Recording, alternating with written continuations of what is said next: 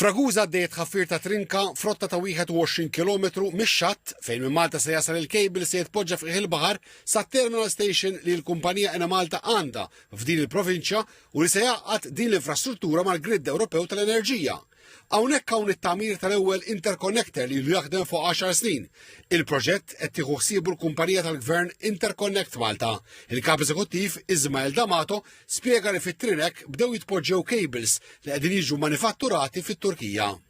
Qegħdin hawnhekk f'Raguża fejn rajna xogħlijiet għaddejjin, xogħlijiet li 15% tagħhom huma kompluti.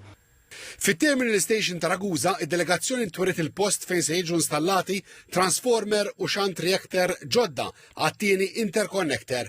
Apparti x-xogħol fuq l-art, bastiment ta' riċerka qiegħed jagħmel stħarriġ ta' il-baħar fil-Fliegu biex jikkonferma li r-rotta għal kejbil b'distanza ta' 99 km mill-Mata b'Saraguża u font li jinżel l-aktar 175 metru hija sigura u affidabbli.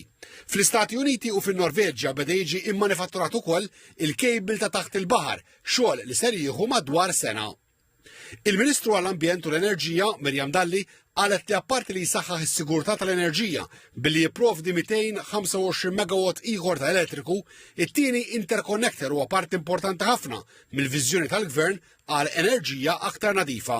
Dan il-proġett ser ikun qed jgħinna nagħtu spinta kbira l qudiem lir-rinovabbli, inkluż ukoll il-proġett li għandna bħala parti mill-viżjoni tagħna tal-offshore renewables u anki kun jista' jindirizza ixu ta' intermittenza meta ikollok l-enerġija ġejja mir-rinovabbli u f'ħinijiet fejn dik l-enerġija mir-rinovabbli ma tkunx qiegħda tiġi prodotta.